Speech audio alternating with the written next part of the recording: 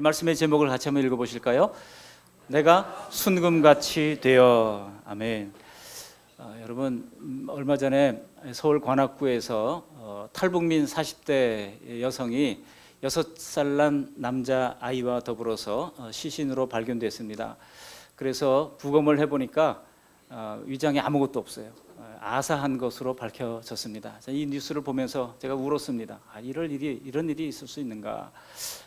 그녀의 통장에는 영원으로 찍혀 있었고 냉장고에는 아무것도 없었습니다.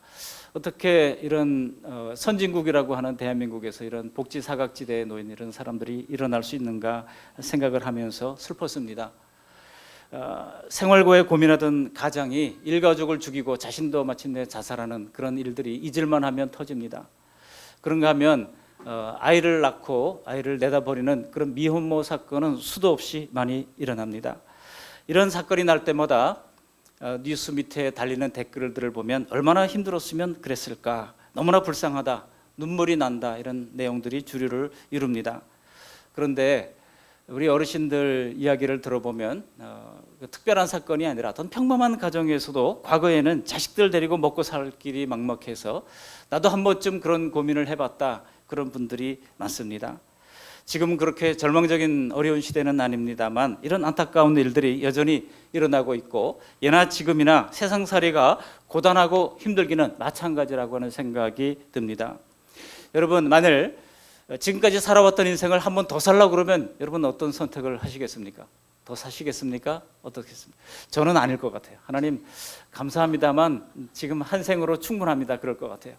좀 출발이 좀 나으면 어떨까 생각을 해보기도 합니다만 출발이 나으나 그렇지 못하나 크고 작은 어려움들을 만나는 것은 동일하기 때문입니다. 그러니 그냥 남은 생애나 후회 없이 열심히 잘 사는 것이 더 보람 있을 것이라는 생각을 해봅니다. 우리가 오늘 살펴보는 욥은 인간의 고난에 대한 하나님의 답변을 다루고 있습니다. 솔직히 우리도 하나님 앞에 왜 내게 이런 일이 있습니까? Why me? 라고 묻고 싶을 때가 우리도 있었잖아요. 이미 많은 고난을 통과해 왔고 지금도 크고 작은 문제와 근심들이 늘 우리를 떠나지 않기 때문에 오늘 말씀이 우리에게 큰 위로와 힘이 되리라 믿습니다. 욥기는 성경의 중간에 들어 있습니다. 시편 앞에 있죠. 그렇지만은 욥의 시대적 배경은 창세기와 같은 이 족장 시대라고 할 수 있습니다. 아브라함, 욥과 아브라함이라든지 이삭이라든지 야곱, 이런 시대의 사람들과 같은 시대의 사람이 바로 욥입니다. 그리고 욥은 가상의 인물이 아니라 실제로 살았던 인물입니다. 그것을 어떻게 알 수 있냐고요? 다른 성경에서 욥을 이야기하고 있거든요. 예를 들어 에스겔서 14장 14절에 보면 이 욥과 또 다니엘과 노아를 의인이라고 간주를 하고 있는 것을 볼 수가 있습니다. 그것도 한 번이 아니라 두 번이나 에스겔 14장 14절, 14장 20절 두 번이나 언급을 하고 있는 것을 알 수가 있죠. 구약만 언급하고 있는 것이 아닙니다. 신약도 언급을 하고 있어요. 신약 성경 야고보서 5장 11절에 보시면 욥의 인내를 너희가 들었다라고 하면서 욥의 인내를 교훈으로 삼을 것을 말씀하고 있는 것을 볼 수가 있습니다. 그렇다면 이 욥기를 누가 기록했겠습니까? 욥이 기록했다면 뭐 문제가 간단하겠지만 이 방대한 분량을 욥이 그때 당시에 기록했다고 하는 것은 상상하기가 어렵습니다. 우리가 모세오경을 볼 때도 모세오경을 누가 기록했어요? 모세가 기록했잖아요. 근데 모세가 그러면 하나님 창조하십시오, 제가 옆에서 기록하겠습니다 하고 기록한 것은 아닐 겁니다. 이미 구존으로 내려오던 많은 것들을 욥이 이 모세가 살았던 BC 1500년 시대에 그때 성령의 영감을 받아가지고 그것을 기록으로 남긴 것이죠. 욥도 마찬가지일 겁니다. 누군지 알 수는 없지만 욥을 기록한 사람은 분명히 욥은 아닐 거예요. 욥을 지켜봤던 사람 가운데 하나가 이제 구전으로 남겼던 것을 아마도 솔로몬이 그리고 아마도 모세 중에 하나가 이 욥기를 기록했을 것으로 추정하고 있습니다. 정확한 것은 천국에 가봐야 알아요, 욥을 누가 기록했는지. 그러니까 욥은 사실과 또 어떤 사람의 신앙적 창작에 어우러진 성경이라고 할 수가 있습니다. 그 기록자가 모세일 수도 있고 솔로몬일 수도 있다고 사람들이 생각을 합니다. 욥기는 이 세상에서 만나는 고난에 대하여 가장 진지한 질문을 던지는 성경이라 할 수 있습니다. 그러므로 오늘 성경 말씀을 통해서 욥기를 통해서 크게 두 가지 대지로 은혜를 나누고자 합니다. 첫 번째는 바로 이 고난의 의미가 뭐냐라고 하는 것입니다. 그리고 두 번째로는 이 고난을 어떻게 대처할 것인가, 고난의 대처법을 함께 나누면서 은혜를 나누고자 합니다. 여러분 처음에 욥기 1장을 보시면요, 이 욥이 참 화려하게 성경 가운데 등장하는 것을 알 수가 있습니다. 가정은 화목하죠. 10명의 자녀들이 다 잘 자랐죠. 그리고 경제적으로 부족할 것이 없는 거부였던 사람이 욥입니다. 뿐만 아니라 신앙 있죠. 그리고 명성에 이르기까지, 동방에까지 이름이 날 정도로 그야말로 남부러울 것이 없는 완벽한 인생이라고 할 수가 있습니다. 근데 여러분 너무 완벽하면요, 좀 왠지 불안하지 않습니까? 우리가 드라마를 볼 때 주인공이 너무나 완벽해요. 그러면 이게 뭔가 좀 불안하잖아요. 괜히 이게. 왜냐하면 드라마가 되려면은 그렇게 계속 행복하다가 끝나면 아무런 재미가 없잖아요. 분명히 와장창 깨지는 그런 부분들이 있게 마련입니다. 욥이 그랬습니다. 정말 드라마처럼 가장 존귀한 자리에서 가장 비천한 자리로 하루아침에 떨어지고 맙니다. 하루아침에 이제 모든 재산과 노비들이 이제 도적대들에게 약탈당하는 그런 아픔을 깨닫게 됩니다. 뿐만 아니라 그의 모든 이제 자녀들이 잔치를 벌이고 있다가 큰 바람이 일어나가지고 집이 무너지는 바람에 한꺼번에 자녀들을 잃게 됩니다. 또 몸에는 악창이 나가지고 기왓장으로 긁어야 하는 그런 고통 가운데 처하게 됩니다.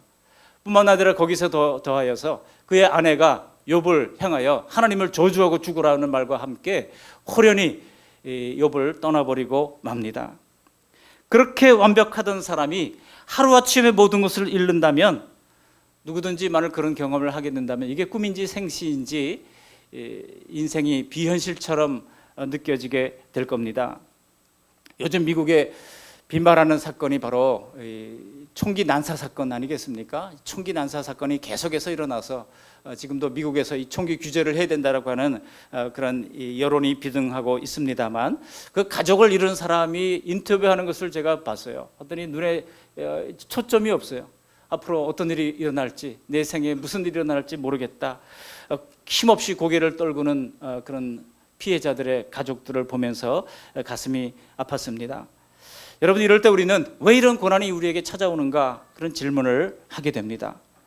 우리가 예수님을 잘 믿으면 모든 것이 편안하고 형통하게 되면 참 좋겠는데 꼭 그렇지는 않다고 하는 것입니다.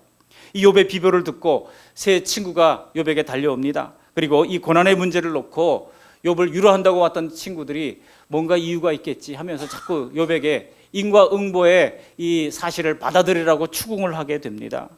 욥은 내가 정말 지금까지 살아오는 동안에 이런 험악한 고난을 당할 만큼 잘못한 것이 없다고 억울함을 호소하게 됩니다.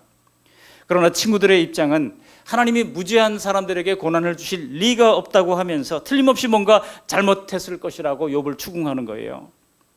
여러분, 남의 불행을 보면서 종종 사람들은 겉으로 말은 안 해도 속으로 그렇게 생각하기가 쉽습니다. 그럴만해서 그런 일을 당했겠지, 그렇게 생각한다는 거예요. 이렇게 세 친구들과 토론을 벌이는 장면이 욥의 많은 분량을 차지하고 있습니다. 토론은 점점 난타전이 되고 나중에는 인신공격까지 하게 됩니다. 오늘 우리가 읽었던 본문 23장 첫 부분에도 보면은 욥은 이 고난의 억울함을 계속 하나님 앞에 호소하는 것을 볼 수가 있어요. 우리 23장 1절 2절 말씀을 함께 읽어보시겠습니다.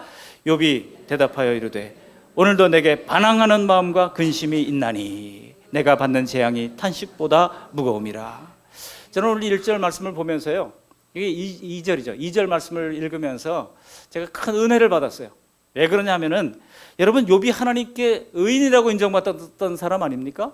그런데 의인 욥이 하나님께 반항한다니 이게 걸맞지가 않잖아요. 이 욥의 반항을 제가 생각하면서 깨달았던 것은, 하나님이 욥을 통해서 우리가 하고 싶었던 말, 우리가 하나님 앞에 대들고 싶었던 것을 하나님께서 보여주시는구나, 그런 생각이 들었습니다. 우리도 갑자기 문제가 생길 때 속에서 먼저 튀어나오는 것이 무엇입니까? 여러분, 성막 체험 갔더니 그 목사님이 그러잖아요. 거기 설명하던 목사님이, 저도 참 인간적으로 이제 자동차가 탁 끼어들면 갑자기 러시아 방언이 나온다고 얘기하더라고요. 참 인간이 그렇습니다. 참 솔직한 표현입니다. 그런데 감히 내가 그래도 목사인데 그 말을 하지는 못하고 말이죠. 그렇게 가슴으로 썩는 그런 부분들이 있는 거예요. 여러분, 의인 욥이 하나님께 반항했다고 하는 것을 통해서 저는 얼마나 큰 은혜를 받았는지 몰라요. 저만 은혜 받았습니까? 여러분 어떻습니까? 왜 이런 문제가 내게 생기는가? 왜 내게 이런 문제가 생기는가? 내가 뭘 잘못했다고 그러시는가? 이런 생각이 잠시 들다가도 하나님을 원망하게 될까 봐 입을 다물곤 하는 그런 우리의 모습은 없었습니까? 그런데 저는요, 하나님께서 욥기를 주신 것은 고난당하는 우리의 마음의 괴로움과 답답함을 하나님께서 이해하신 뜻이라고 믿습니다. 욥이 대표로 하나님께 따질 때 그 안에는요, 우리의 모든 억울함과 아픔과 하소연이 다 들어있는 것입니다. 하나님은 그것까지도 이해하시고 다 듣고 계신다고 하는 것입니다. 그래서 우리가 힘들고 속상할 때는 욥기를 읽기만 해도 하나님이 우리의 마음을 받아주실 것 같은 생각을 갖게 되는 것입니다. 그렇지만 여러분, 욥의 세 친구들은 참으로 집요해요. 계속해서 이 모든 고난의 문제는 바로 인과응보적인 결과가 있다고 말씀하고 있는 겁니다. 물론 많은 경우에 인과응보가 사실일 수도 있어요. 갈라디아서 6장 7절 이하에 보면 심은 대로 거두게 된다. 무엇으로 심든지 그대로 거두게 된다고 주님께서 말씀하고 있지 않습니까? 그래서 인생은 정말 이제 이러한 파종과 추수의 법칙이 지배하는 것이라고 성경은 말하기도 합니다. 그렇지만 모든 것이 다 그런 것이 아닙니다. 모든 고난이나 모든 고통이 전부 다 이런 인과응보가 아님 또한 우리는 알아야 합니다. 예수님께서 말씀하신 적이 있어요. 누가복음 13장 4절 이하에 보시면 실로암 망대가 무너져서 죽은 18명이 다 너희보다 죄가 많아서 그런 줄 아느냐? 그리고 누가복음 13장 5절에 주님께서 분명히 말씀하십니다. 내가 너에게 이르노니 아니라 라고 주님께서 힘주어서 말씀하시는 것을 우리는 기억해야 합니다. 욥의 고난도 여러분 욥기 1장에 보시면 욥이 그의 고난을 어떻게 시작됐는지를 잘 보여주고 있어요. 욥이 잘못해서 이 고난이 온 것이 아니라 바로 사탄이 와서 시험했기 때문에 고난이 온 겁니다. 사탄이 와서 시험을 하는 거예요. 욥이 괜히 하나님을 예배하고 하나님을 따르는 경건한 삶이 괜히 그렇게 했습니까? 하나님이 그 많은 복을 부어주셨기 때문 아닙니까? 라고 할 때에 하나님이 이 사탄에게 욥을 한번 쳐보라고, 욥을 이제 시험을 해보라고 허락하지 않습니까? 욥의 신앙은요, 결국은 이 사탄의 딴지를 거는 것으로부터 출발했다고 하는 사실을 알게 됩니다. 이것은요, 우리가 당하는 모든 문제와 고통이 단순한 행위의 결과만이 아니라 더욱더 복잡한 이 배경 속에 영적인 의미가 있다고 하는 것을 우리가 보여주고 있는 것입니다. 특별히 사탄은 인간의 모든 고통 배후에 늘 도사리고 있습니다. 그 덫에 걸려 넘어지면 인간관계건 직장생활이건 신앙 상태건 다 꼬여버리고 마는 것입니다.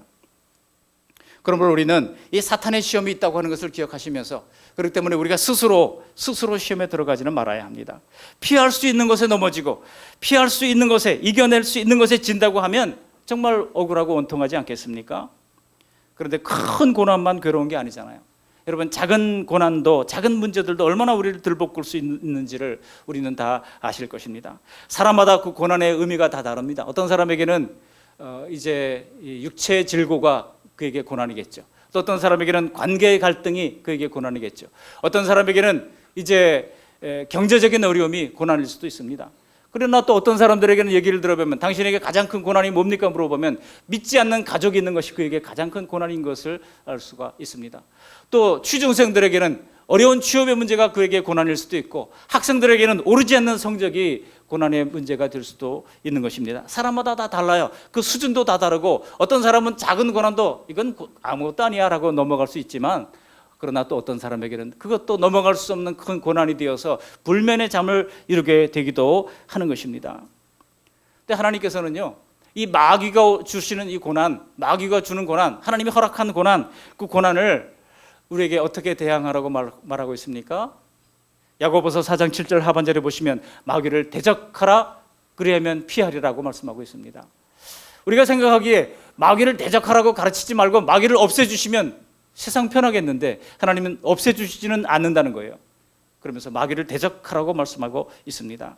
욥에게 악한 일을 했던 마귀는 하나님의 허락을 받아서 일을 해야 했습니다. 무슨 얘기입니까? 다 하나님의 주권 아래 속해 있다는 것입니다. 우리를 시험하는 그 마귀조차도 하나님의 주권 아래 있다고 하는 것입니다. 그러므로 하나님께서는 우리에게도 시험을 주시되 감당치 못할 시험 당함을 허락하지 않는다고 고린도전서 10장 13절은 말하고 있습니다. 감당치 못할 시험 당함을 허락하지 아니하시고 시험 당할 쯤에 또한 뭐를 내신다고요? 피할 길을 내신다고 말씀하고 있습니다. 욥의 고난과 배후에 나중에 보시면 42장 10절 이하를 보시면 갑절의 복을 주시고자 하는 하나님의 복된 결말이 있습니다. 그렇기 때문에 욥의 고난은 오히려 하나님께서 그에게 주신 놀라운 연단을 통하여 그를 순금같이 빚을 뿐만 아니라 그에게 놀라운 복을 주시고자 하는 하나님의 놀라운 섭리가 있었다고 하는 것입니다. 여러분, 어쩌면 우리도 고난이 없었다면 하나님 앞에 한 발자국도 나가지 못했을 수도 있습니다. 하나님을 향해 나갈 수 있었던 그 전환의 계기가 고난이었다고 하는 그런 고백을 하는 수많은 사람들이 있습니다. 그러므로 모든 고난 속에 숨겨진 이 하나님의 복된 의도를 믿으시고 어려움이 있다 할지라도 힘을 내시기를 축원합니다. 고난은 우리를 성장시키려고 하는 하나님의 의도가 있습니다. 그렇지만 두 번째로 우리가 보아야 할 대지는 이 고난을 어떻게 대처할 것인가 하는 것입니다. 하나님이 주신 고난이라 할지라도 고난은 고난이고 힘든 것은 힘든 거예요. 그렇지 않습니까? 그렇기 때문에 우리는 이 고난을 당할 때 욥을 통해서 고난을 어떻게 대처해야 할 것인가를 배워야 합니다. 먼저 욥은 이 문제의 답을 계속 하나님께로부터 찾으려고 하는 그런 의지를 가지고 있었다는 것입니다. 오늘 본문 8절 9절 말씀을 함께 읽어보실까요? 8절 9절입니다. 그런데 내가 앞으로 가도 그가 아니 계시고 뒤로 가도 보이지 아니하며 그 왼쪽에서 일하시나 내가 만날 수 없고 그가 오른쪽으로 돌이키시니 배울 수 없구나. 무슨 말입니까? 욥은 어떻게든 이 고난의 이유를 하나님께로부터 들으려고 앞으로 가서 찾고 뒤로 가서 찾았다는 거예요. 그러나 그 하나님을 만날 수는 없었다고 하는 것입니다. 아무리 기도해봐도 속 시원한 문제의 해답을 얻을 수가 없었다는 것입니다. 그러나 욥은 계속해서 하나님께 답을 구했다는 것입니다. 고난 중에도 계속 다른 것에 찾지 아니하고 하나님께 답을 구했다고 하는 겁니다. 우리가 어떤 일에는 하나님이 앞에서 답을 구하고 끈질기게 기도한다면 먼저 얻어지는 것이 있습니다. 그 얻어지는 것이 무엇입니까? 비록 눈에 보이지는 않는다 할지라도 오른쪽에도 계시고 왼쪽에도 계시는 하나님이 가까이 계시다고 하는 사실을 얻게 된다고 하는 것입니다. 제가 한 주간 이 말씀을 붙들고 기도하는데 얼마나 은혜를 받았는지 몰라요. 그래서 어려운 문제가 생길 때마다 누가 좀 대화를 할 때 어렵고 막히는 문제가 있을 때마다 왼쪽에도 계시고 오른쪽에도 계시는 하나님 지혜를 주시옵소서, 이 문제를 해결해 나갈 수 있는 은혜를 베풀어 주시옵소서 기도하게 됐던 겁니다. 비록 욥은 하나님을 볼 수는 없었지만 왼쪽에서 일하시고 오른쪽에서 일하고 계신 그 하나님을 알게 된 것입니다. 놀라운 하나님의 인식입니다. 여러분, 하나님이 결코 멀리 떨어져 계시지도 않고 문제를 이미 아신다고 하는 확신을 갖게 됐던 겁니다. 그 결과 그가 어떤 고백을 합니까? 10절의 고백을 하는 거예요. 우리 10절 말씀을 함께 읽어보시겠습니다. 그러나 내가 가는 길을 그가 아시나니 그가 나를 단련하신 후에는 내가 순금같이 되어 나으리라. 보십시오. 어려움 속에서도 계속해서 하나님을 찾았더니 이런 믿음이 드는 겁니다. 하나님, 이 고난을 통해서 내가 정말 순금처럼 되어 주님 앞에 나가게 될 줄로 믿습니다. 이런 믿음을 고백하게 됐던 겁니다. 여러분, 이런 시련이 도리어 욥으로 하여금 더 차원 높은 수준 높은 믿음의 사람이 되게 했다고 하는 것입니다. 그 믿음의 수준이 순금처럼 되어라고 말씀하고 있습니다. 옛날 개역 성경에는 정금같이 되어라고 말씀하고 있습니다. 정금이 어떻게 나옵니까? 한 번 도관에 들어갔다가 나와서는 안 돼요. 7번이나 들어갔다 나왔다 하면서 이 금이 순도가 높은 그런 99.99%의 순금으로 나오게 되는 것입니다.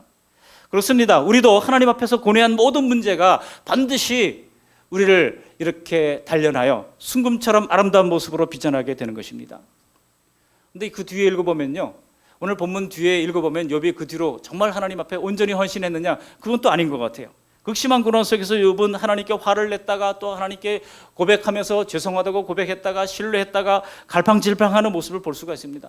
이게 인간의 연약함의 모습 아니겠습니까? 욥은 정말 진심을 다해서 하나님을 섬겼고 자신의 양심과 하나님의 말씀에 비춰서 정직하고 진실했기에 이 고난을 이해할 수가 없었습니다. 그러나 1장 8절을 보시면 하나님이 욥을 정직하다고 인정해 주지 않습니까? 악에서 떠난 온전한 자라고 하나님께서 하셨잖아요. 그러나 마지막에 가서 진짜 하나님을 대면한 욥은 이런 고백을 하게 됩니다. 42장 6절을 보시면 이런 얘기를 하는 거예요. 한번 찾아보시겠습니다. 욥기 42장 6절 말씀을 함께 읽어보시겠습니다. 42장 6절입니다. 시작. 그러므로 내가 스스로 거두어 드리고 티끌과 재 가운데서 회개하나이다. 티끌과 재 가운데서 회개한다라고 고백을 한 것입니다. 여러분, 바로 이것이 하나님을 제대로 만난 사람들의 모습입니다. 하나님을 만나기 전에 사람들은 다 각자가 자기 양심을 기준으로 잘 살았다라고 생각을 합니다. 왜냐하면 정말 남과 비교해도 그렇게 나쁘지 않거든요. 그러나 하나님을 만나고 예수님의 구원을 제대로 깨달은 사람들은 하나님의 공의와 사랑 앞에서 내가 가진 의라고 하는 것이 얼마나 보잘것없고 얼마나 티끌 같은가를 알게 되는 것입니다. 그래서 스스로 입을 가리게 되는 것입니다. 그렇기 때문에 점점 다른 사람에게 대한 기대감도 이제 또 실망감도 다 적어지게 되는 것이죠. 그저 그도 나와 똑같이 연약한 사람이구나. 단지 사랑해야 할 대상이요, 단지 이해해야 할 대상이 되는 것뿐인 것입니다. 그러므로 우리에게 있는 사람으로 인한 어려움이나 환경으로 인한 고통이나 신체의 질병이나 모두 다 계속 하나님 앞에 가지고 나가서 그 문제의 답을 하나님께로부터 찾는 우리 모두가 되시기를 바랍니다. 두 번째로 욥이 했던 것이 있어요. 어떻게 했습니까? 욥은 고난 중에도 하나님의 말씀과 명령을 계속해서 따랐다는 것입니다. 우리 11절 12절 말씀, 오늘 본문 23장 11절 12절 말씀을 함께 읽어보시겠습니다. 내 발이 그의 걸음을 바로 따랐으며 내가 그의 길을 지켜 치우치지 아니하였고 내가 그의 입술의 명령을 어기지 아니하고 정한 음식보다 그의 입의 말씀을 귀히 여겼도다. 여기 동사를 보십시오. 하나님의 말씀과 명령을 따랐습니다. 또 그의 걸음을 바로 따랐습니다. 그의 길을 지켰습니다. 명령을 어기지 아니하였다고 말씀하고 있습니다. 그리고 어떤 음식보다도 그의 입의 말씀을 귀히 여겼다고 말씀하고 있습니다. 하나님의 말씀으로 양식을 삼고 말씀을 경외함으로 따르는 것이 매일의 삶에서 혹은 고난 중에 있다 할지라도 우리가 반드시 지켜야 할 일이라고 하는 것입니다.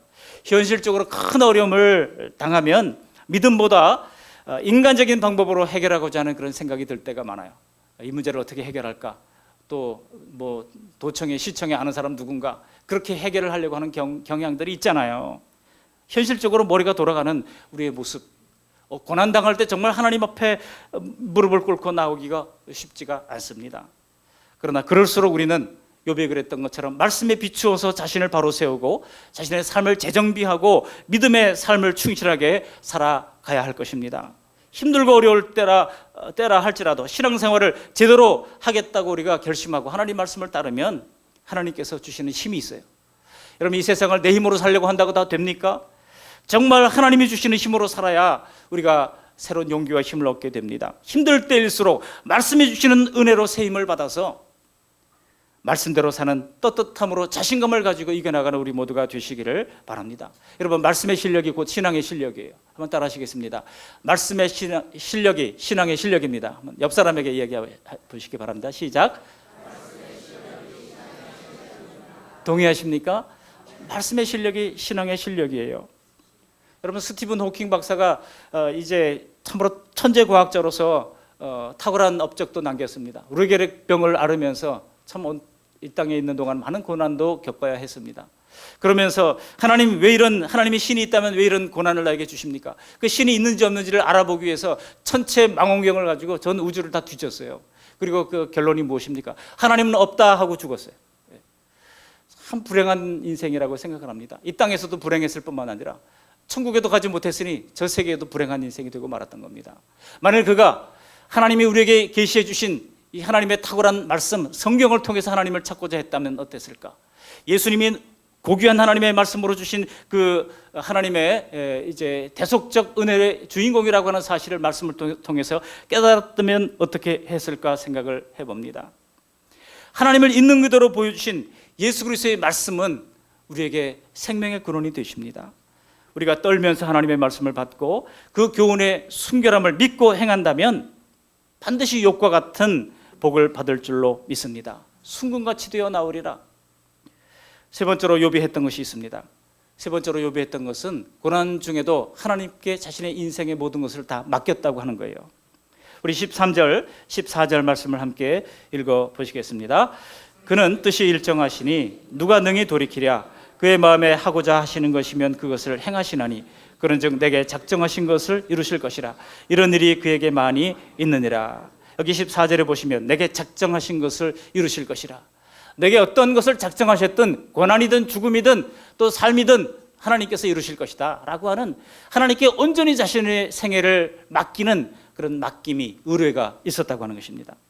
욥은 사실 그 고난 중에서 찾고 찾았지만 고난을 주신 하나님의 뜻을 온전히 이해하지는 못했습니다. 사람이 어떤 것을 이해하려고 그러면 그 대상보다 커야 이해가 되지 않습니까? 그래서 사람이 어릴 때는 부모를 다 이해하지 못하지만 자라서 생각이 커지면 그때서야 부모가 왜 그렇게 했는지를 이해하게 됩니다. 왜 부모가 나를 이렇게 대하는지 모르다가 애를 키워보니까 그때부터 이제 부모를 조금 이해하게 되는 것 아니겠습니까? 그러다가 이 하나님은 정말 우리를 정말 사랑하시는구나 하는 것을 우리의 믿음이 커질 때 조금씩 깨달아 알게 됩니다. 그렇지만 우리가 하나님의 그 넓으신 세계를 우리가 어떻게 다 알겠습니까? 차원을 훌쩍 뛰어넘는 그 하나님의 깊이와 높이를 우리가 다 알 수는 없습니다. 도달할 수 없는 한계가 있습니다. 그렇기 때문에 우리가 다 이해하려고 하기보다는 온전히 맡기는 것이 더 지혜로운 것입니다. 우리 주변에서 일어나는 이 모든 일에 담긴 하나님의 뜻을 우리가 다 이해하지 못합니다. 그러나 내 삶에서 하나님의 뜻이 이루어진다면 바로 그것이 내가 내 뜻대로 인생을 살았던 것보다 훨씬 더 낫다고 하고 하는 것을 믿으시기 바랍니다. 훨씬 더 복되다고 하는 사실을 믿으시기를 바랍니다. 하나님은 반드시 우리를 위해 그 작정하신 뜻을 이루어 가실 것이기 때문입니다. 욥은 이 불같은 시험을 넘어서 38장에 가보시면요, 드디어 하나님을 눈으로 뵙게 된다고 고백하고 있습니다. 그러나 하나님은 욥이 그렇게 궁금해하던 고난의 문제에 대해서는 단 한 말씀도 안 하셔요. 단지 하나님이 하신 말씀이 무엇입니까? 그냥 광대한 우주의 기원과 법칙을, 만물을 통치하시는 하나님의 권능을 그에게 소나기같이 쏟아부어 주십니다. 한번 찾아 읽어보시겠습니다. 38장 33절 말씀을 함께 읽어보시겠습니다.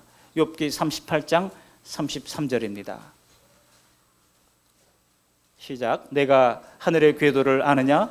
하늘로 하여금 그 법칙을 땅에 베풀게 하겠느냐?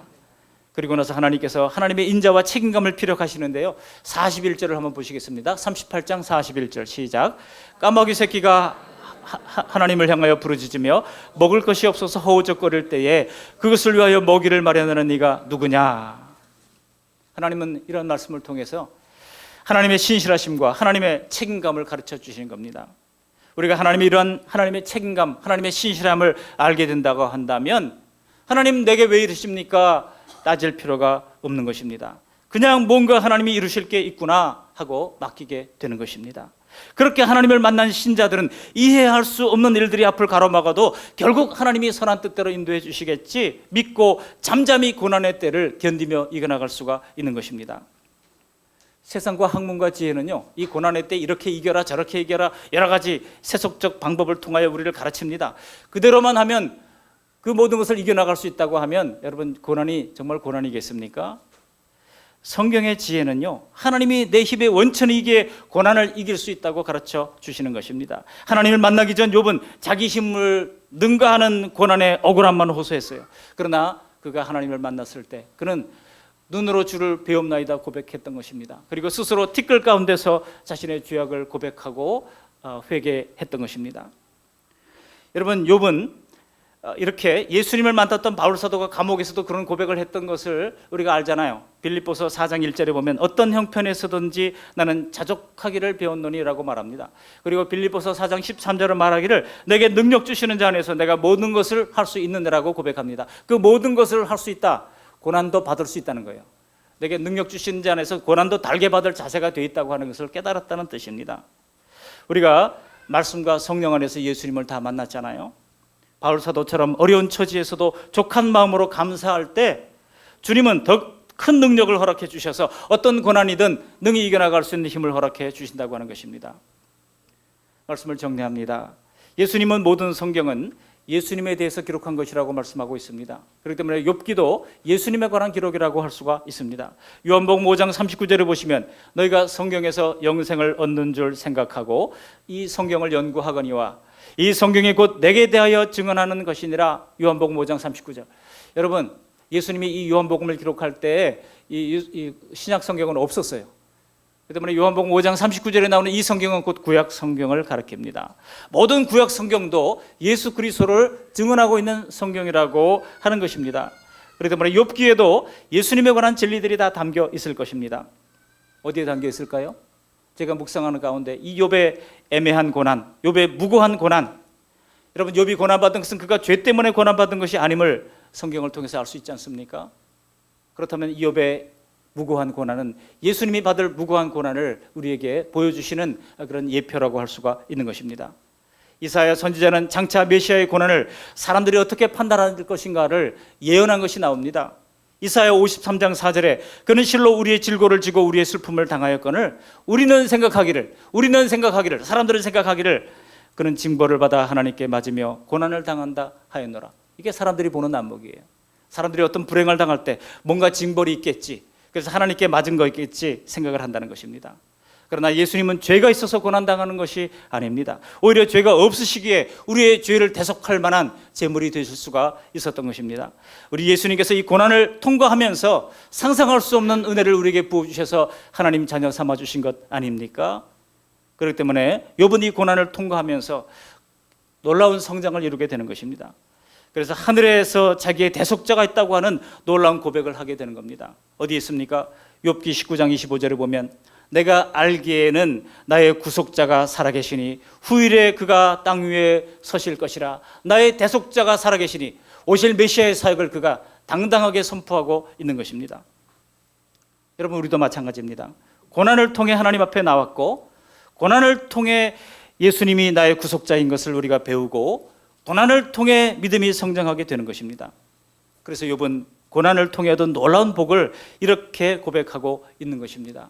한번 찾아보시겠습니다. 욥기 42장 5절 말씀을 함께 읽어보시겠습니다. 구약성경 804쪽 욥기 42장 5절 말씀입니다. 함께 읽습니다. 내가 주께 대하여 귀로 듣기만 하였사오나 이제는 눈으로 주를 배움나이다. 눈으로 주를 배움나이다. 여러분 우리에게도 어쩌면 늘 끊이지 않고 우리를 괴롭게 하는 여러 가지 고난과 어려움들을 가지고 있을 것입니다. 그러나 오늘 말씀을 기억하시면서 지혜롭게 이겨나갈 수 있는 우리 모두가 되시기를 바랍니다. 모든 고민을 욥처럼 하나님 앞에 나와서 하시기를 바랍니다. 그리고 고난 속에서도 하나님 말씀을 순종하기 힘쓰시기를 바랍니다. 그리고 고난 속에서도 나를 향한 하나님의 선하신 계획을 믿으시고 작정하신 것을 이루실지라 하나님 앞에 내 인생을 맡기는 우리 모두가 되어서 마침내 욥에게 주셨던 것처럼 갑절의 복을 주시는 은혜를 누리게 되시기를 주님의 이름으로 축원합니다. 아멘. 고맙고 감사하신 하나님, 날마다 귀한 주님의 말씀을 우리에게 들려주셔서 감사를 드립니다. 오늘 말씀을 듣고 보니 하나님 아버지 고난에는 의미가 있다고 하는 사실을 가르쳐 주시는 것을 고맙고 감사합니다. 고난을 통과한 욥이 고난 후에 갑절의 복을 받았던 것처럼 고난이 오히려 복이었다고 고난을 통해서 하나님을 발견했고 고난을 통해서 또 믿음이 성장했던 것을 보면서 하나님 고난 속에 숨겨놓은 그 하나님의 복을 신뢰하면서 어려움을 잘 이겨나갈 수 있도록 은혜를 허락해 주시고 하나님의 그 고난의 어려움 속에 그 답을 하나님께로부터 찾게 도와주시고 고난 중에도 하나님 명령을 따르고 하나님 말씀을 따라가기에 기뻐하는 하나님의 백성들 되게 하시며 하나님 모든 것을 하나님께 믿음으로 맡길 수 있도록 도와주옵소서. 다 이해하지 못한다 할지라도 내게 작정하신 것을 이루어 주실 것을 하나님을 신뢰하며 하나님 앞에 맡기며 살았더니 눈으로 주를 배움나이다 고백했던 그 욥과 같이 회복해 주시는 하나님의 은총을 누리기에 부정함이 없도록 인도해 주시옵소서. 예수님 거룩하신 이름으로 감사하며 기도합니다. 아멘.